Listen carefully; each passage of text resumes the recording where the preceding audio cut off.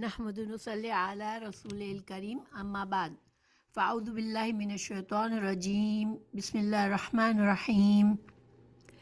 ہم قرآن مجید کی تفسیر کر رہے ہیں اور سورہ البقرہ پر ہیں اور آیت نمبر 219 سے شروع کر رہے ہیں۔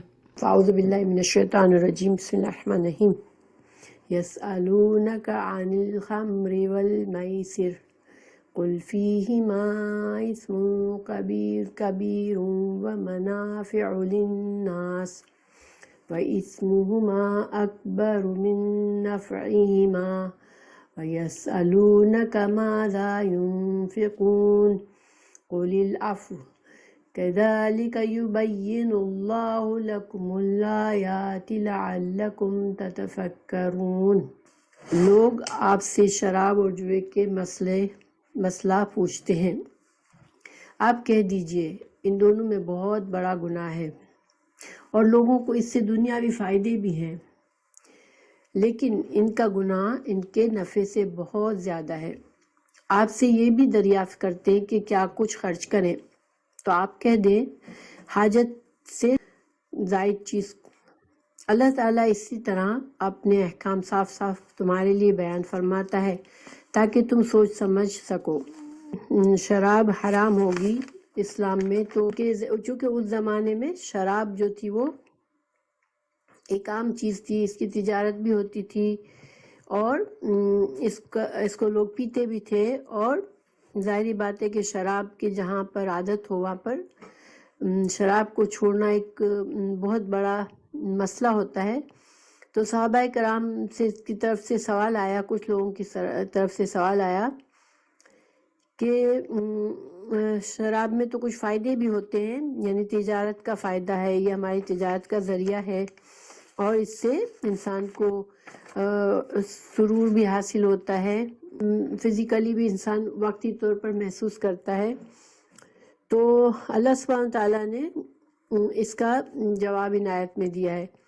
شراب اسلام میں حرام ہے اور اس کی حرمت جو ہے وہ بتدریج ہوئی ہے۔ تو شراب کی حرمت کی یہ پہلی آیت ہے جو کہ نازل ہوئی، اور اس میں اللہ سبحانہ تعالیٰ نے ڈائریکٹ یہ نہیں کہا کہ شراب حرام ہے، مگر یہ بتایا کہ شراب جو ہے وہ اس میں کچھ دنیاوی فائدے بھی نظر آتے ہیں، مگر اس کے گناہ اور اس کے نقصان بہت بڑے ہیں۔ تو ایک طرح سے مسلمان جو مومن ہوگا وہ سوچے گا کہ اللہ سبحانہ تعالیٰ سے بڑھ کر میرا خیر خواہ کون ہوگا، تو اللہ سبحانہ تعالیٰ جب فرما رہے ہیں کہ اس میں میرے نقصانات ہیں، گناہ ہیں، تو پھر مجھے اس کو چھوڑ دینا چاہیے۔ تو بہت سے جو صحابہ بہت ہی زیادہ جن کے اندر تقویٰ کا لیول بہت زیادہ تھا، انہوں نے تو اسی وقت چھوڑ دیا، اور کچھ نے تو کبھی اس چیز کو پسند ہی نہیں کیا تھا۔ لیکن ظاہری بات ہے کہ یہ چیزیں جن کی عادت ہوتی ہے ان کے لیے اس کو فوراً سے ایک دم سے چھوڑ دینا بہت بڑی بات ہوتی ہے۔ اللہ سبحانہ تعالیٰ کی یہ حکمت ہے کہ معاشرے کی جو دیکھیں جہالت کا جو معاشرہ تھا اس میں بڑی خرابیاں تھی، اور ایسے بڑے بڑے گناہ کے کام جو عام تھے، جیسے کہ شراب ہے، جوا ہے، بازاری عورتوں کے پاس جانا، ان سے کام کروانا، یہ سارے کام، اور غلام بھی تھے اس معاشرے میں، یعنی کہ ایسے یہ بڑی بڑی چیزیں تھیں جن کو اوور نائٹ ختم نہیں کیا جا سکتا تھا۔ تو یہ اللہ سبحانہ تعالیٰ نے اس معاشرے کی اصلاح کے لیے بعض احکامات میں بتدریج حکم دیا۔ تو انشاءاللہ ہم اس کو سمجھتے ہیں۔ یسألونکا، وہ سوال کرتے ہیں آپ سے، یسألونا وہ سوال کرتے ہیں کا آپ سے، عن سے الخمر خمر کے بارے میں، اور خمر کا لفظی معنی ہوتا ہے کوئی ایسی چیز جو کہ چھا جائے، جو کسی چیز کو ڈھانک دے۔ تو خمار عورتوں کی جو اوڑھنی جو سر پر اوڑھی جاتی ہے اس کو خمار کہتے ہیں، جس سے سر ڈھکا جاتا ہے۔ شراب کو خمر کیوں کہتے ہیں؟ کیونکہ شراب عقل کو ڈھانک دیتی ہے، شراب انسان کی عقل پر پردہ ڈال دیتی ہے، اس لیے اس کو خمر کہتے ہیں۔ یسألونک عن الخمر، خمر کے بارے میں پوچھتے ہیں، والمیسر، میسر یا سین را کا مطلب ہوتا ہے آسانی۔ تو جوئے سے جو پیسہ کمایا جاتا ہے وہ آسان ہوتا ہے. جوا کھیل کے انسان راتوں رات بہت سارا مال کما لیتا ہے یا بہت سارا مال لوز کر دیتا ہے، تو اس کو میسر کہتے ہیں. تو میسر جوا کے بارے میں اور شراب کے بارے میں آپ سے سوال کر رہے ہیں. قل آپ کہہ دیجئے، فیہما، ہما یہ تسنیہ ہے، ان دونوں میں اسمن گناہ ہے، کبیر بہت بڑا، ومنافع اور فائدے ہیں، للناس لوگوں کے لیے. تو اللہ سبحانہ تعالیٰ نے گناہ پہلے بتایا کہ اس کو پینا بہت بڑا گناہ ہے، شراب اور جوا کھیلنا گناہ کے کام ہیں. لیکن دنیاوی کچھ فائدے بھی ہیں، لوگوں کو اس میں فائدے بھی نظر آتے ہیں کچھ. وَإِثْمُهُمَا، پھر آگے اللہ تعالیٰ نے فرمایا کہ اور مگر گناہ ان دونوں کا اکبر و زیادہ بڑا ہے، من نفعها، اس کے نفع سے، یعنی اس میں تھوڑا بہت جو دنیا کا فائدہ لوگوں کو نظر آ رہا ہے اس سے کہیں زیادہ اس کا گناہ ہے. واضح بات ہے کہ جس چیز کو اللہ تعالیٰ فرما رہے ہیں کہ نہیں گناہ زیادہ بڑا ہے، اگر دنیا کے کچھ فائدے تم کو نظر آتے بھی ہیں تو گناہ زیادہ اس کا بڑا ہے.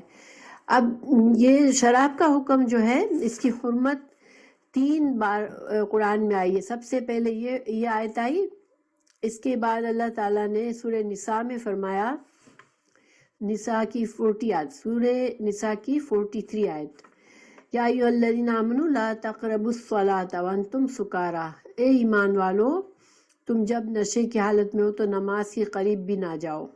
تو اب ظاہری بات ہے نماز کے قریب نہیں جانا نشے کی حالت میں، تو نماز تو مسلمان کو 5 وقت پڑھنی ہوتی ہے، اس کا مطلب ہے کہ نشے کی حالت میں نہ رہے وہ. اور آخر میں جو آخری حکم آیا اس کا سورہ مائدہ کی آیت 90 اور 91 ہے. ایمان والو شراب اور جوا اور بت وغیرہ اور قرا کے تیر، جو تیر قرآن اندازی کے لیے استعمال ہوتے تھے اس زمانے میں، یہ سب گندی باتیں شیطان کے کام ہیں، ان سے بالکل الگ رہو تاکہ تم فلاح پا سکو. شیطان تو چاہتا ہے کہ شراب اور جوئے کے ذریعے تمہارے آپس میں عداوت اور بغض پیدا کر دے اور اللہ کی یاد اور نماز سے تم کو باز رکھے. تو اب کیا تم شراب پینے سے رک جاؤ گے؟ حضرت عمر بن خطاب کا قول ہے کہ جب یہ حکم آئی تو پھر ہم بالکل رک گئے. اور جب یہ حکم آئی اس کے بارے میں حدیث ہے کہ جب یہ آیت نازل ہوئی تو اس وقت اگر کوئی شراب پی رہا تھا اس کے منہ میں ایک گھونٹ تھا تو اس نے اس گھونٹ کو باہر پھینک دیا، اور جتنی شراب تھی اس کو مدینہ کی گلیوں میں بہا دیا گیا. پھر کسی نے اپنے گھر میں شراب نہیں رکھی، کیونکہ جو ہر چیز حرام ہے وہ آپ کسی اور کو تحفے میں بھی نہیں دے سکتے اور نہ اس کو بیچ سکتے ہیں. تو پھر اگر جس چیز کو بیچ بھی نہیں سکتے تھے، کسی کو دے بھی نہیں سکتے، تو پھر اس کو بہا دیا گیا. تو مدینہ کی گلیوں میں شراب ساری کی ساری بہہ گئی. اور اتنا زیادہ جیسے صحابہ کرام نے اتنا اسی وقت فوراً عمل کیا کہ جس نے لاسٹ گھونٹ اتار لیا تھا اس نے منہ میں گلے میں ہاتھ میں ڈال کر کے قے کر دی، اور جس نے منہ میں تھا گھونٹ اس کو منہ سے باہر پھینک دیا. تو بہرحال یہ تو شراب کی حرمت کا حکم تھا. اب ظاہری منافع کیا ہے اس میں؟ شراب میں لوگ اس زمانے میں شراب بھی پیتے تھے اور جوا بھی کھیلتے تھے، تو دنیا کے کیا فائدے ان کو حاصل تھے اس سے؟ دیکھیں لوگوں کو شراب اور جوا سے ایک تو تجارت کا ذریعہ تھا یہ، ٹھیک ہے، جو لوگ شراب بناتے تھے پھر بیچتے تھے، یہ ایک ان کے لیے نفع بخش چیز تھی. اور پھر دوسرا یہ کہ اس کے نشاط اور ترب، یعنی کہ انسان کو سرور حاصل ہوتا تھا جس سے انسان خوشی محسوس کرتا تھا پی کر. اور معدہ میں بعض لوگ اس سے معدے کی اصلاح بھی ہوتی تھی. اور جوا سے انسان اچانک سے اس کا فقر اس کی غریبی دور ہو جاتی تھی اگر جوا میں جیت جاتا ہے انسان تو یہ فائدے ان کو نظر آتے تھے. لیکن شراب کے دنیا اور آخرت کے نقصانات کیا ہے؟ شراب انسان کی سب سے پہلی بات عقل پر اثر ڈالتی ہے، ٹھیک ہے، اس کی عقل کو خراب کر دیتی ہے. شرابی کو ہوش نہیں رہتا وہ کیا بول رہا ہے کیا کر رہا ہے، تو اس کے جسم میں، انسان کے جسم میں سب سے قیمتی چیز جو ہے وہ اس کی عقل ہی ہے۔ ظاہری بات ہے، اگر عقل ہی انسان کو جانور سے الگ کرتی ہے اور عقل نہ ہو تو پھر انسان اور جانور کا فرق بھی مٹ جاتا ہے۔ اس کے علاوہ شرابی انسان نشے میں جھگڑالو ہو جاتا ہے، گالی گلوچ کرتا ہے، الٹے سیدھے کسی پر بہتان لگاتا ہے، نماز ترک کر دیتا ہے اور کوئی نیک کام کرنے کے قابل نہیں رہتا۔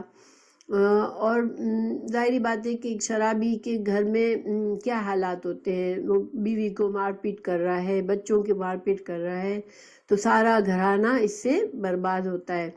اور جو جوا ہے تو وہ بھی انسان کو، دیکھیں اگر انسان جوئے میں ہار جاتا ہے تو بعض اوقات اس حد تک ہار جاتا ہے کہ اپنے گھر کی چیزیں، یہاں تک کہ اپنی بیوی کو بھی داؤ پر لگا دیتا ہے۔ جو جوئے کا جو بہت عادی ہوتا ہے، اس کو جب ہارنے لگتا ہے تو اس کو ہوش نہیں رہتا کہ وہ کیا چیز داؤ پہ لگا رہا ہے۔ تو اس سے آپس میں دشمنی اور بغض اور حسد بڑھتا ہے، معاشرے میں خرابی پھیلتی ہے۔ اور آخرت میں ظاہری بات ہے، جس چیز کو اللہ سبحانہ تعالیٰ نے برا کہا ہمارے لیے، تو اللہ سے مخلص اور اللہ سے زیادہ جاننے والا کون ہے جو کہ ہمارے لیے کیا بہتری ہے کس چیز میں، وہ اللہ ہی جانتا ہے سب سے زیادہ، اللہ ہی نے ہمیں پیدا کیا ہے۔ تو پھر اللہ سبحانہ تعالیٰ اگر جس چیز کو ہمارے لیے برا کہہ دے کہ یہ چیز بری ہے، تو پھر انسان کو، ایک مومن کو پھر سوچنے کی ضرورت ہی نہیں پڑتی مزید آگے کہ اب اور کیا نقصان اور کیا فائدے ہیں۔ شراب سے کچھ علماء نے کچھ اور بھی نقصانات بتائے ہیں کہ جب شراب کا انسان عادی ہو جاتا ہے تو اس سے انسان کے اندر بہت سی بیماریاں ہو جاتی ہیں، اور آج بھی دیکھیں بہت سی بیماریوں کے وجہ شراب بتاتے ہیں۔ تو انسان ایک تو اس کا محتاج ہو جاتا ہے، اور دوسرا اس کے اندر بہت سی قسم کی بیماریاں ہو جاتی ہیں، اس کی قوت ارادی کمزور ہو جاتی ہے، اس کے اندر اس کو ٹی بی کی بیماری وغیرہ، دل اور خون کی نالیوں کے اثر انداز کرتا ہے۔ دل کی بیماریوں میں بھی شراب نقصان دہ ہوتا ہے۔ تو اس کے کئی نقصانات ہیں اگر دیکھا جائے تو، لیکن سب سے بڑا نقصان ایک مومن کے لیے کیا ہے کہ اللہ سبحانہ تعالیٰ نے اس کو ناپسند کیا ہے ہمارے لیے۔ تو اگر پھر ہم اللہ کے ناپسندیدہ کام کرتے ہیں تو پھر اس سے برا ہمارے لیے اور کیا ہو سکتا ہے۔ آگے ایک اور سوال کو ذکر کیا گیا کہ وَيَسْأَلُونَكَ، اور وہ پوچھتے ہیں آپ سے، ماذا، کیا کچھ، يُنْفِقُونَ، ہم خرچ کریں۔ دیکھیں صحابہ کرام جو تھے نا، وہ حریص تھے کہ کسی طرح نیکی کا کام کر لیں، معلوم کرے کہ کیسے ہم اللہ کی رضا حاصل کر سکتے ہیں۔ تو یہ سوال پہلے بھی تھا کہ ہم کیا خرچ کریں، اب دوبارہ آیا کہ ہم کیا خرچ کریں، کیا چیز، کون سا مال اللہ کی راہ میں خرچ کریں۔ تو جواب آیا، قل، کہہ دیجئے، العفو، عفو کا مطلب ہوتا ہے، عفو اور درگزر بھی اسی سے بنا ہے۔ عفو کے کچھ معنی ہیں، ایک تو آسانی، کوئی چیز آسان ہو، حاجت سے زیادہ ہو، معاف کر دینا بھی اس سے مطلب نکلتا ہے۔ تو گویا کہ جو مال، عفو کون سا مال ہوگا جو کہ انسان کی ضروریات اور حاجات سے پوری کرنے کے بعد جو بچ جاتا ہے وہ عفو ہے۔ اور دوسرا معنی علماء نے یہ نکالا کہ وہ مال جو کہ انسان اپنے اوپر برڈن محسوس کیے بغیر آسانی سے خرچ کر سکے، یعنی کہ ایسا نہ ہو کہ اس مال کو خرچ کر کے انسان خود تکلیف میں پڑ جائے۔ بعض اوقات ایسا ہوتا ہے نا کہ انسان اگر اس کو اس طرح لے کہ میرے پاس بس میرا کھانا ہو گیا، اب باقی کا جتنا پیسہ ہے وہ میں کسی کو دے دوں، تو انسان کے حالات بھی تو ہمیشہ ایک جیسے نہیں رہتے۔ تو عفو کے یہ بھی معنی لیا گیا کہ انسان جو ہے وہ جس چیز کو آسانی سے دے سکے اور اس کو دینے کے بعد مشکل میں نہ پڑے، وہ عفو ہے۔ مطلب یہ کہ انسان کے مال میں اللہ کے لیے، اللہ کی راہ میں خرچ کرنے کا حصہ ہونا چاہیے۔ حضرت معاذ بن جبل اور حضرت ثعلبہ اس حدیث کے بارے، اس آیت کے بارے میں ہے کہ حضرت معاذ بن جبل اور حضرت ثعلبہ رسول اللہ صلی اللہ علیہ وسلم کے پاس آئے اور دریافت کیا، حضور ہمارے پاس غلام بھی ہیں، بال بچے بھی ہیں اور ہم مالدار بھی ہیں، تو ہم کیا کچھ اللہ کی راہ میں دیں۔ جس کے جواب میں یہ آیت نازل ہوئی۔ یہ شان نزول اس کا بتایا جاتا ہے کہ یہ آیت ان کے سوال کے جواب میں نازل ہوئی۔ تو یعنی کہ جو اپنے بال بچوں کے خرچ کے بعد بچے، تو بہت سے صحابہ اور تابعین نے اس کی یہی تفسیر کی ہے، لیکن حضرت طاؤس نے کہتا ہے کہ ہر چیز میں تھوڑا تھوڑا اللہ کی راہ پر بھی دیتے رہیں، یعنی کہ جو بھی ہماری کمائی ہوتی ہے اس میں سے ہمیشہ تھوڑا تھوڑا اللہ کی راہ میں دیتے رہو۔ یہ دوسرا قول ہے اس کے بارے میں۔ حضرت حسن فرماتے ہیں کہ ایسا نہ کرو کہ سب دے ڈالو اور پھر خود سوال کے لیے بیٹھ جاؤ، یعنی کہ انسان بالکل اپنے آپ کو اتنا ٹائٹ نہ کر دے کہ اب اس کے پاس ایک پیسہ بھی نہیں رہا اور پھر وہ اس کو خود کو اپنی ضرورت آ پڑے تو اس کو مانگنا پڑے۔ صحیح مسلم میں ہے کہ ایک شخص نے رسول اللہ صلی اللہ علیہ وسلم سے کہا میرے پاس 1 دینار ہے، آپ نے فرمایا اپنے کام میں لاؤ۔ تو اس نے کہا میرے پاس ایک اور بھی ہے، فرمایا اپنی بیوی پر خرچ کرو۔ کہا حضرت ایک اور ہے، فرمایا اپنے بچوں پر خرچ کرو۔ کہا میرے پاس ایک اور ہے، تو آپ نے فرمایا اپنی عقل سے خود بھی خرچ کر لو۔ یعنی کہ انسان اپنی سمجھ دیکھے، انسان دیکھے کہ میری یہ نہ ہونا کہ بعض اوقات انسان اپنے بیوی بچوں کے معاملے میں تو کنجوسی کرے، ان پر خرچ نہ کرے کہ یہ تو گھر میں ہی ہے، میں کسی اور کے کام میں دوں گا تو مجھے زیادہ فائدہ ہوگا۔ نہیں، اس حدیث سے ہمیں یہ بھی پتہ چلتا ہے کہ انسان کا پہلا صدقہ جو ہوتا ہے اپنے بال بچوں کے لیے ہوتا ہے۔ ایک دوسری حدیث بھی ہے صحیح مسلم کی کہ حضور نے ایک شخص سے فرمایا اپنے نفس سے شروع کر کے پہلے اسی پر صدقہ کرو، یعنی کہ انسان اپنا دل نہ مار کے بیٹھا رہے، انسان اپنے آپ پر خرچ کرے، اپنے نفس کو بھی خوش کرے، اسراف نہ کرے، لیکن اچھی طرح سے اللہ نے دیا ہے تو اچھی طرح سے اپنے نفس پر بھی خرچ کرے، اپنے آپ پر خرچ کرے۔ اسی صدقے کو سب سے پہلا صدقہ یہی ہے۔ پھر تو اپنے بال بچوں پر خرچ کر، یعنی بال بچوں پر خرچ کرنا، بیوی پر خرچ کرنا، یہ بھی ایک صدقہ ہے۔ اور انسان کو خوش دلی سے، مردوں کے لیے چاہیے کہ وہ خوش دلی سے ان کی ضروریات پوری کرے، ان کو خوش رکھے۔ پھر اگر اس سے بچے تو رشتہ داروں کو دے اور پھر حاجت مندوں کو دے۔ تو یہ ترتیب ہونی چاہیے کہ انسان اچھی طرح رہے اور پھر بچے ہوئے مال میں سے رشتہ داروں کے لیے بھی خرچ کرے، حاجت مندوں کو بھی دے، بس ہاتھ روک کر نہ بیٹھا رہے۔ اور حدیث میں ہے کہ سب سے افضل خیرات وہ ہے کہ جو انسان سب سے افضل خیرات وہ ہے جو انسان اپنے خرچ کے مطابق باقی رکھ کر بچی ہوئی چیز کو اللہ کی راہ میں دے دے۔ اگر ایمان اتنا اسٹرانگ ہے کہ ہم گزارا کر لیں گے، ہم جو اللہ نے دیا اس میں انسان رہ سکتا ہے خوشی سے، تو پھر یہ بھی کر سکتا ہے انسان کے دے دے، اپنی ضرورت پوری ہونے کے بعد دے دے مال۔ جیسے حضرت ابوبکر صدیق کی مثال ہمیں ملتی ہے کہ وہ ہمیشہ جب بھی کبھی موقع آیا وہ بہت سارا مال دیتے تھے اور اللہ پر بھروسہ کرتے تھے کہ اللہ تعالیٰ ان کی ضروریات پوری کرے گا۔ لیکن ایمان کی بھی مضبوطی تھی۔ دیکھیں اگر انسان اپنا سارا مال ایک دن جذبات میں آ کر دے دیتا ہے، دوسرے دن وہ خود دوسروں سے مانگتا ہے، یہ اسلام میں پسندیدہ نہیں ہے۔ اور اوپر والا ہاتھ نیچے والے ہاتھ سے افضل ہے، یعنی کہ پہلے انہیں دے جن کا خرچ ہمارے ذمے ہے۔ تو انسان کے ذمے جو اخراجات ہیں، بیوی بچوں کے، گھر کے اخراجات، ماں والدین کے لیے خرچ کرنا، یہ چیزیں انسان کے لیے زیادہ ضروری ہے، تو ان پر زیادہ دھیان دے انسان۔ اور پھر ایک اور حدیث میں ہے کہ اے ابن آدم، جو تیرے پاس اپنی ضرورت سے زائد ہو اسے اللہ کی راہ میں دے ڈالنا ہی تیرے لیے بہتر ہے، اس کو روک رکھنا تیرے لیے برا ہے۔ ہاں، اپنی ضرورت کے مطابق خرچ کرنے میں تجھ پر کوئی ملامت نہیں۔ ابن عباس کا قول ہے کہ یہ ایک ابن عباس کا قول ہے، رسول اللہ صلی اللہ علیہ وسلم سے نہیں ہے منسوب، کہ یہ جو ضرورت سے بچا ہوا سارا مال خرچ کر دینا، یہ حکم اب منسوخ ہو گیا، کیونکہ زکوٰۃ کا حکم آ گیا۔ دیکھیں زکوٰۃ کس مال پر دی جاتی ہے؟ جو انسان کے پاس سال کے آخر میں بچا ہوا مال ہوتا ہے، اس کے 2.5% دینا پڑتا ہے زکوٰۃ کا۔ تو ظاہری بات ہے اسلام میں اگر ہم کو اجازت نہ ہوتی پیسہ بچانے کی تو پھر کس سے کوئی زکوٰۃ دیتا ہی نہیں، اس لیے کہ اس کے پاس اتنا مال رہتا ہی نہیں۔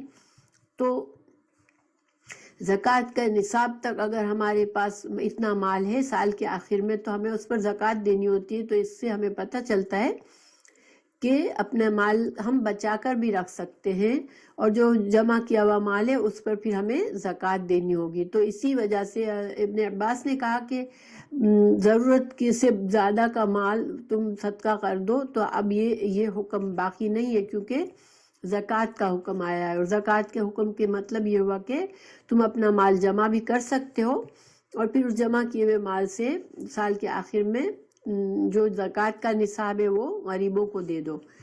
تو بہرحال یہ سارے اقوال ہیں اس کے بارے میں. اس کا خلاصہ ہم کیسے سمجھیں کہ انسان کو صرف اب یہ نہ سمجھے میں جو کماتا ہوں میرا مال ہے بس میرے اوپر خرچ ہو اور میں باقی جو بھی ہے وہ بھی میرے لیے جمع رہے. نہیں، انسان کی پہلی بات کہ انسان کو اپنی جو اس کے اوپر ذمہ داریاں ہیں جن لوگوں کے خرچ کی، اپنے بیوی بچوں کی خرچ کی، والدین کے ساتھ احسان کرنے کی، تو ان ذمہ داریوں کو پہلے پورا کریں اور پھر اس سے بچا ہوا مال جو ہے اس میں ہمیشہ کچھ نہ کچھ حصہ وہ صدقہ کرے اور اس سے غافل نہ رہے. ٹھیک ہے، تو یہ انشاءاللہ ہمارے لیے صحیح طریقہ ہے.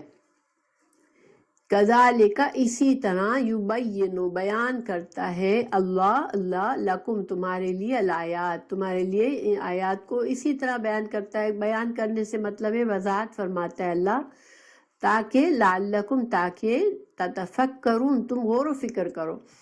دیکھیے اللہ سبحانہ تعالیٰ قرآن کی بعض آیات بعض احکامات کی وضاحت میں خود ہی فرما دیتے ہیں.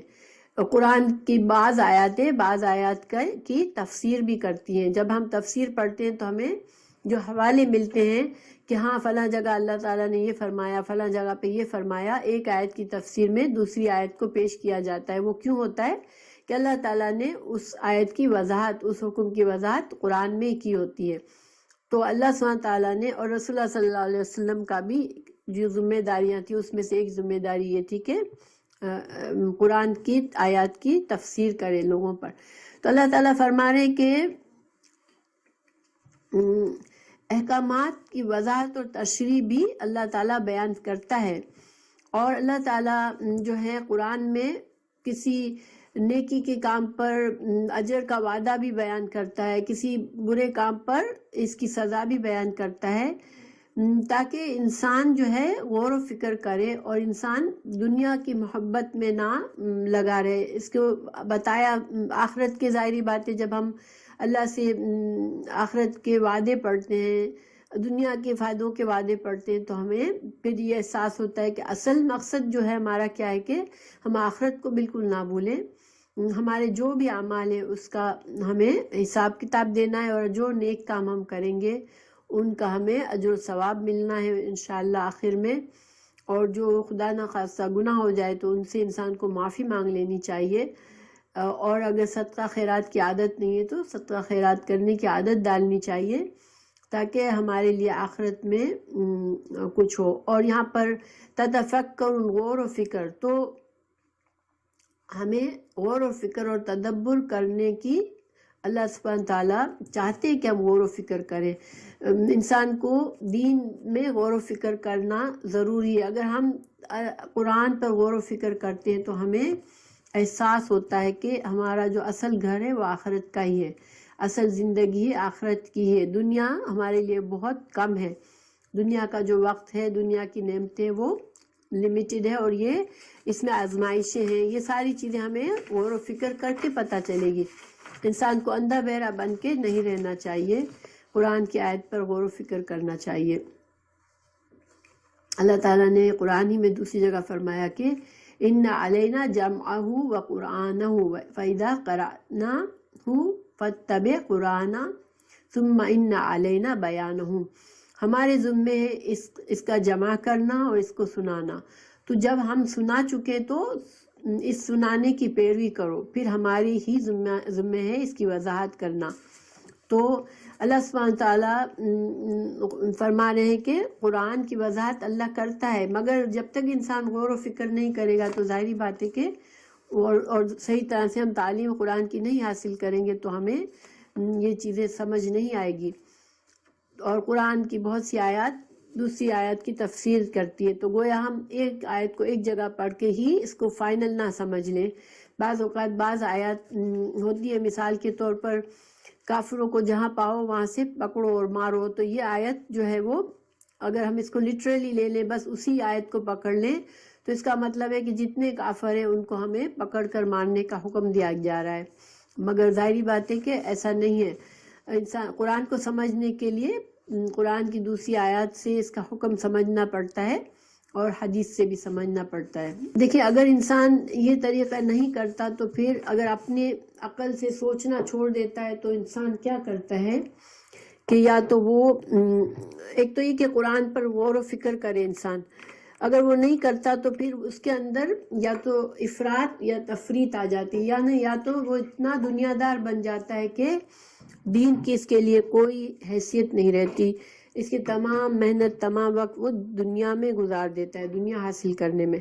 اور اگر بعض لوگ دنیا کو بالکل چھوڑ کے رہبانیت میں آ جاتے ہیں کہ دنیا سے بالکل بے رغبت ہو جاتے ہیں کہ دنیا سے انہیں کوئی مطلب نہیں ہے، مگر ہمارا جو دین ہے وہ ایسا نہیں ہے۔ اگر ہم اس قرآن و حدیث کی پر غور و فکر کریں گے تو ہمیں صحیح پتہ چلے گا کہ ہمیں دنیا میں کیسے رہنا ہے، اللہ کی نعمتیں جو ہمیں ملی ہیں ان کو کس طرح خرچ کرنا ہے۔ اصولاً انسان کو اپنے ہر عمل میں یہ دیکھنا چاہیے کہ میری آخرت کا اس میں نقصان تو نہیں ہے۔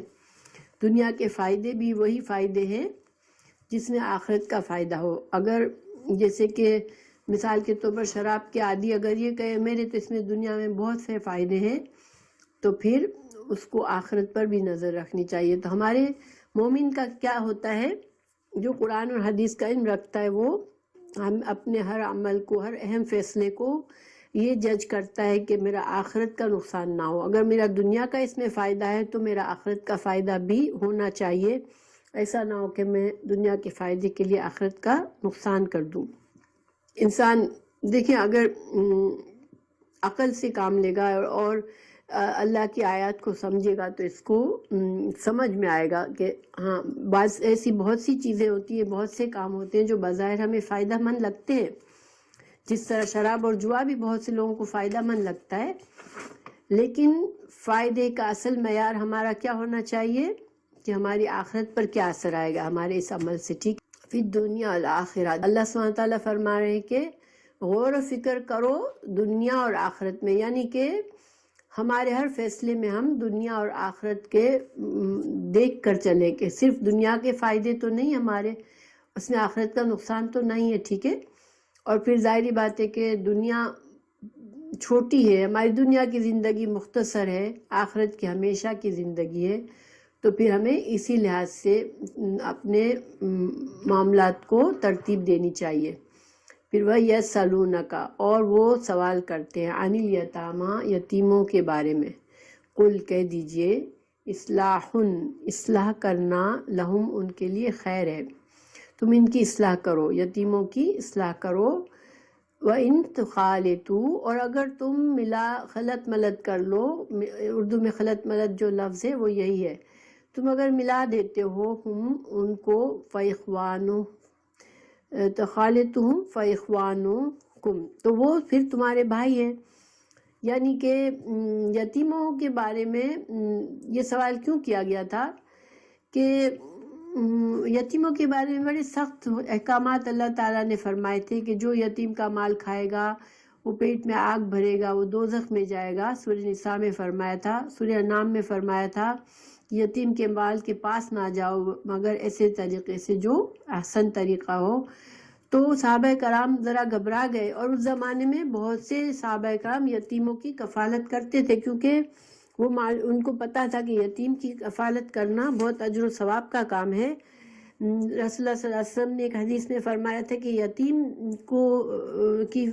کی کفالت کرنے والا اور میں جنت میں ایسے ہوں گے جیسے آپ نے اپنی شہادت کی انگلی اور پچھلی انگلی کو اٹھا کر بتایا کہ جیسے ان دو انگلیوں میں فاصلہ ہے، اس طرح سے اتنا فاصلہ یتیم کی کفالت کرنے والے اور میرے درمیان ہوگا جنت میں۔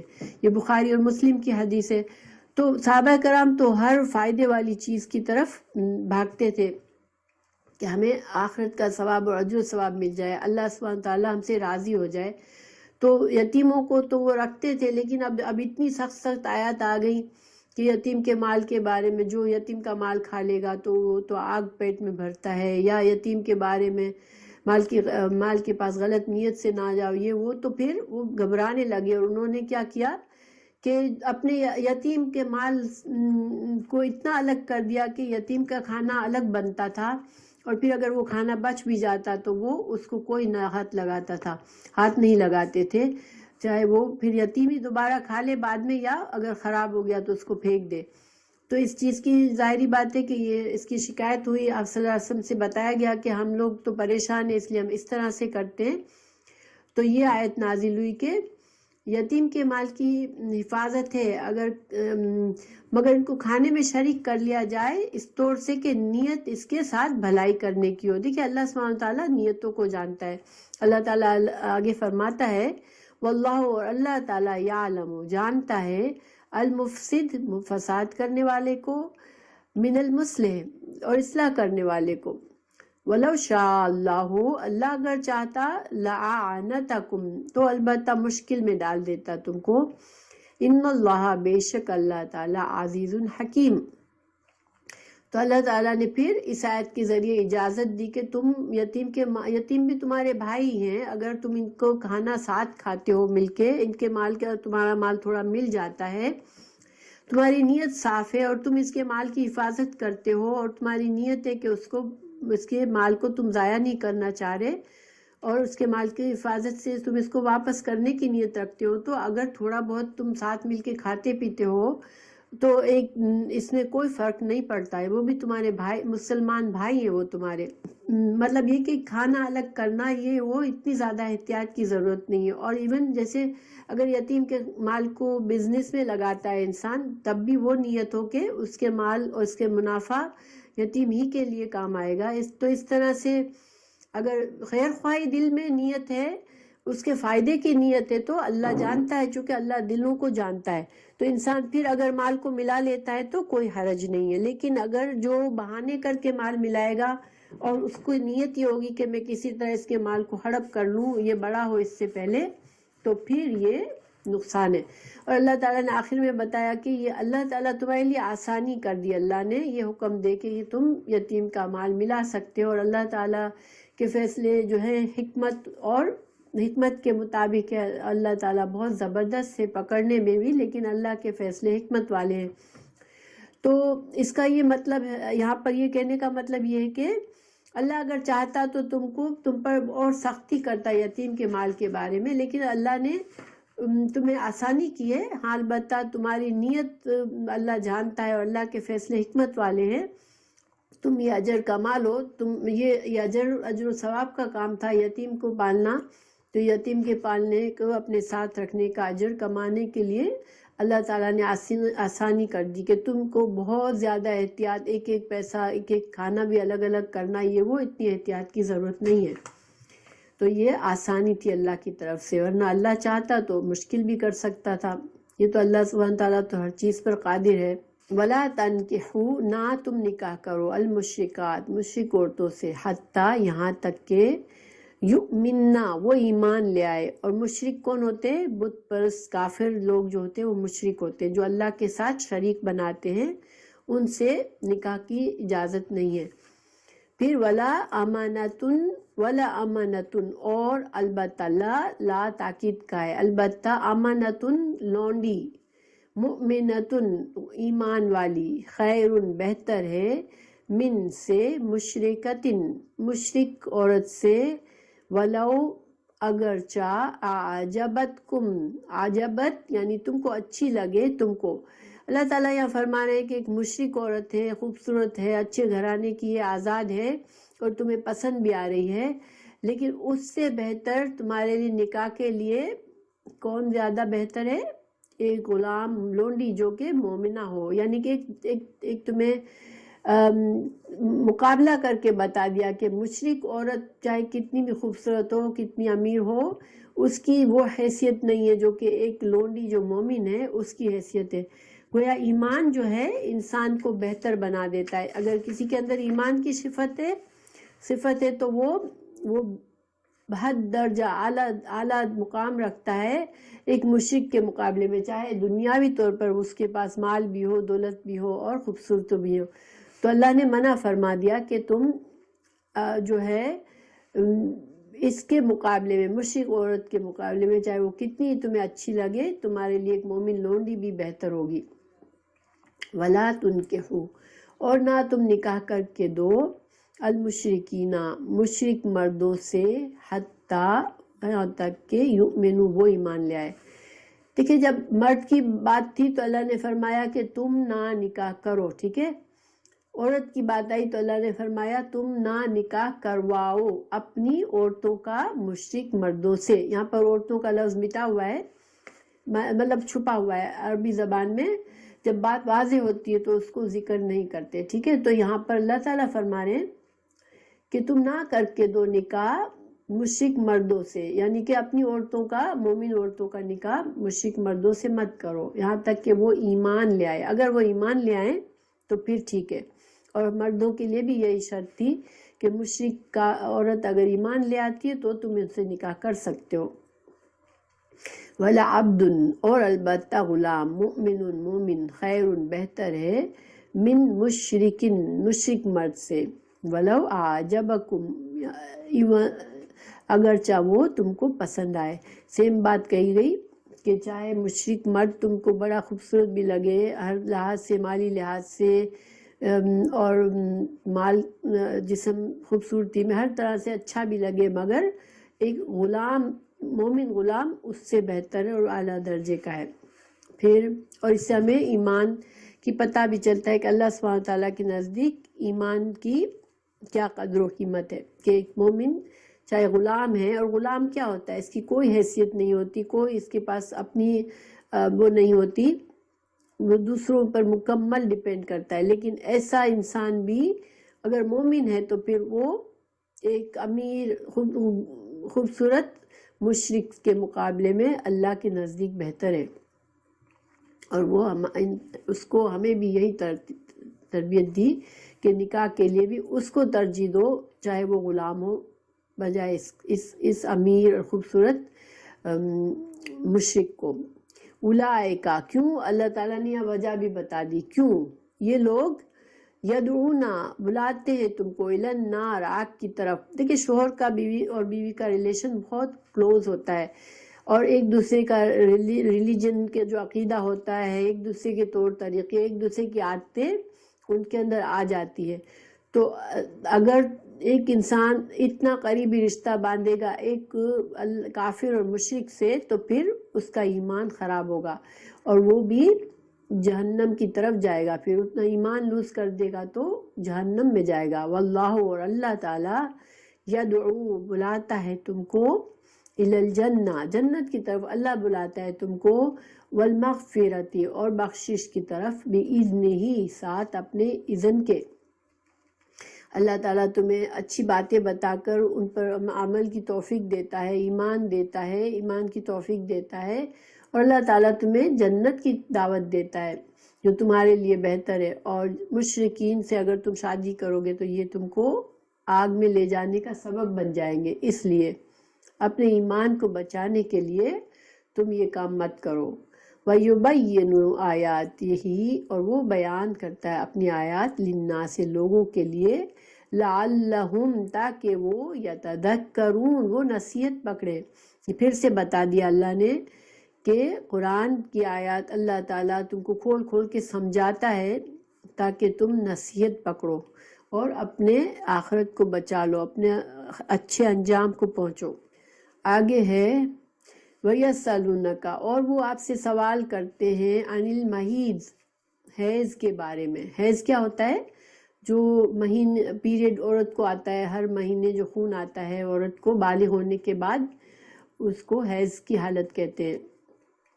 تو حیض والی عورت کا حکم پوچھ رہے ہیں صحابہ کرام۔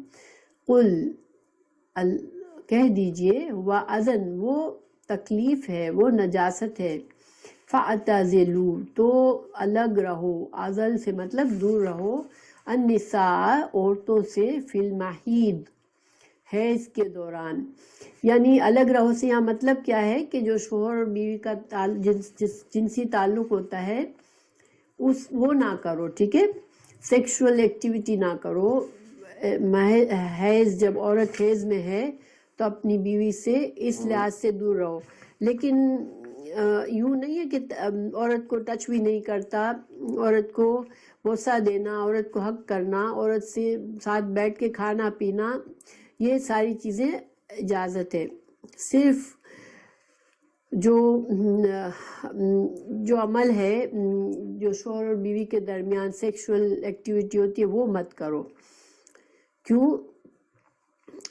فَاعْتَزِلُوا النِّسَاءَ فِي الْمَحِيضِ، حیض کے دوران عورتوں سے یہ عمل نہ کرو۔ وَلَا تَقْرَبُوهُنَّ، اور نہ تم ان کے قریب جاؤ، حتیٰ یہاں تک کہ یطہرن، وہ پاک ہو جائے۔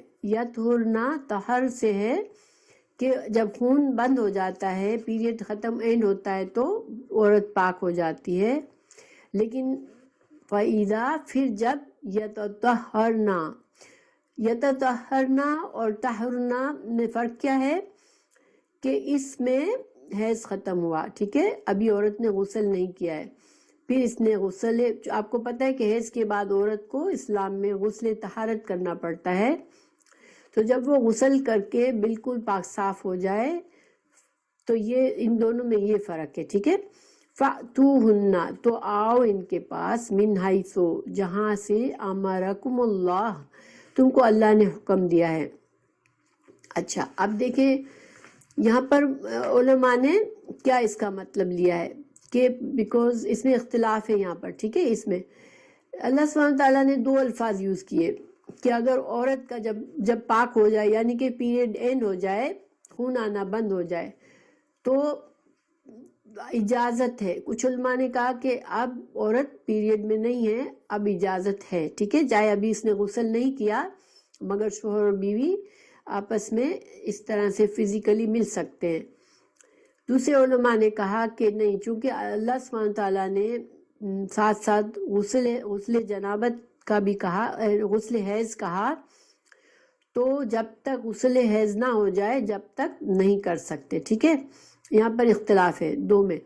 بعض نے کہا کہ نہیں کر سکتے ہیں، مگر بہتر طریقہ کیا ہے کہ جو کہ اللہ سبحانہ تعالیٰ نے جو حکم دیا، تو بہتر طریقہ کیا ہے کہ جب وہ نہا بھی لے، غسل کر لے، پاکی کا غسل کر لے، پھر کرو، لیکن اجازت ہے کہ ابھی غسل نہیں کیا تو اس وقت بھی کر سکتے ہو، ٹھیک ہے۔ تو یہاں پر بعض علماء نے یہ کہا کہ یہ دونوں صحیح ہے، بعض نے کہا کہ نہیں، جب تک غسل نہ کر لے نہیں ہو سکتا۔ تو انشاءاللہ یہ کلیئر ہوگا۔ پھر اللہ سبحانہ تعالیٰ نے فرمایا کہ ان کے پاس آؤ جیسے اللہ نے حکم دیا، ٹھیک ہے۔ تو اس سے مطلب ہے کہ بعض چیزیں جو منع ہے سیکس میں، یعنی کہ دیکھیں جو عورت کے پیچھے کی طرف سے آنا، یعنی کہ جو جگہ ہے جہاں سے بچے کی پیدائش ہوتی ہے وہاں سے تو اجازت ہے اسلام میں، لیکن دبر سے، پیچھے سے، جہاں جو باتھ روم کی جگہ ہے وہاں سے جانا اجازت نہیں ہے اسلام میں۔ تو اللہ سبحانہ تعالیٰ نے یہاں پر سمجھا دیا کہ جس طرح سے اللہ نے حکم دیا اس طرح سے تم اپنی بیوی کے پاس آ سکتے ہو۔ ان اللہ، بے شک اللہ تعالیٰ، یحب، محبت کرتا ہے، التوابین، توبہ کرنے والوں کو، ویحب، اور وہ محبت کرتا ہے متطہرین، پاک صاف رہنے والوں کو۔ اسلام پاکیزہ دین ہے اور ہمیں ہر معاملے میں، ہر عمل میں پاکیزگی سکھاتا ہے، اور جب انسان سے کچھ غلطی ہو تو توبہ کر کے انسان اللہ سے پھر پاک صاف ہو جاتا ہے۔ توبہ، گناہ اس کو اللہ سے دور کرتے ہیں، گندگی میں ڈالتے ہیں، مگر اللہ سے جب ہم معافی مانگتے، توبہ کرتے ہیں، تو پھر سے اللہ ہم سے محبت کرتا ہے۔ پھر آگے اللہ تعالیٰ نے مزید وضاحت کی اس مسئلے کی، نساؤکم، عورتیں تمہاری، حرثن، کھیتی ہیں، لکم، تمہارے لیے۔ عورت کو اللہ تعالیٰ نے کھیتی سے یہاں پر مثال دیا، اور کھیتی سے مثال کا مطلب کیا ہے؟ دیکھیے کسان جو ہے وہ کھیت سے بہت محبت کرتا ہے، اس کی جو کھیت اس کا کھیت ہوتا ہے اس کسان کے لیے وہ قیمتی اور عزت والی عزیز چیز ہوتی ہے، اس کا روزی کا ذریعہ ہوتا ہے، اور وہ اپنی کھیتی کی حفاظت کرتا ہے، اس سے محبت کرتا ہے۔ تو اسی طرح عورت جو ہے شوہر کے لیے شوہر اس سے اپنی بیوی سے محبت کرتا ہے اور اپنی اس سے آئندہ اولاد کی امید رکھتا ہے، ٹھیک ہے؟ جس طرح کسان کھیتی کی امید رکھتا ہے، اس طرح شوہر بیوی سے اولاد کی امید رکھتا ہے۔ تو اس طرح سے جس طرح کسان اپنی کھیتی کی حفاظت کرتا ہے تو شوہر اپنی بیوی کی حفاظت کرتا ہے، اس کی ضرورتوں کا خیال رکھتا ہے۔ تو یہ کھیتی کا لفظ اللہ تعالیٰ نے یہ ایک اچھی خوبصورت مثال دی ہے۔ بعض لوگ اس کو بڑا معیوب سمجھتے ہیں کہ بیوی کو کھیت کے مطابق بتا دیا، لیکن کھیت یہاں پر اچھے معنوں میں کہ شوہر بیوی کی حفاظت بھی کرے، اس سے محبت بھی کرے اور اس سے اس طریقے سے جسمانی ریلیشن کرے جس سے اولاد پیدا ہوتی ہے، نہ کہ پیچھے سے اس کے اندر داخل ہو۔ تو یہ سارے معنی اس میں، ٹھیک ہے؟ فَأْتُوا تو آؤ ہر سکم اپنی کھیتی میں انا جہاں سے تم جیسے تم چاہو، وقدموا اور آگے بھیجو لِأَنفُسِكُمْ واسطے اپنے نفسوں کے، واتقوا اللہ اور ڈرو اللہ سے، وَاعْلَمُوا اور جان لو انکم بے شک تم ملاقو ملنے والے ہو اس سے، وَبَشِّرِ الْمُؤْمِنِينَ اور مومنین کو بشارت دے دو، نیک خود اچھے انجام کی بشارت دے دو۔ تو اللہ سبحانہ وتعالیٰ کی یہ ہم پر احسان ہے کہ ایون شوہر اور بیوی کا معاملہ رشتہ بھی ہے، اس میں انسان اپنی خواہشات لذت لیتا ہے، اپنی خواہشات پوری کرتا ہے، لیکن اس میں بھی اگر انسان اللہ کے احکامات کا پابند خود کو رکھتا ہے، اللہ کا تقوی دل میں رکھتا ہے، تو وہ بھی اس کے لیے اجر کمانے کا ذریعہ بنتا ہے۔ اگر انسان یہ سوچے کہ میری بیوی کے ساتھ میں اچھا محبت سے ریلیشن رکھوں اور میں غلط یعنی دوسری عورتوں کی طرف نہ دیکھوں اور دوسری عورتوں سے بچوں، تو یہ بھی اس کے لیے ایک عبادت ہو جاتی ہے، نیکی اجر کمانے کا ذریعہ ہوتا ہے کہ شادی اس لیے انسان کرے کہ گناہ سے بچ سکے وہ، اور اولاد کی خواہش رکھے۔ صرف اپنے اسلام میں شادی کا پرپس صرف تفریح اور صرف انجوائمنٹ نہیں ہے، بلکہ نسل کو آگے بڑھانے کا ہے۔ تو انسان اپنی اولاد کے لیے اولاد کی بھی امید کرے اور پھر اس اولاد کو اللہ کے مرضی کے مطابق ان کی پرورش کر کے وہ اللہ کے اجر و ثواب کما سکتا ہے۔ انسان جو بھی دنیا کے کام اگر ایک مومن اللہ کے تقوی کے ساتھ کرتا ہے تو وہ اس کے لیے آخرت کے لیے بہترین خوشخبری کا ذریعہ بنتے ہیں۔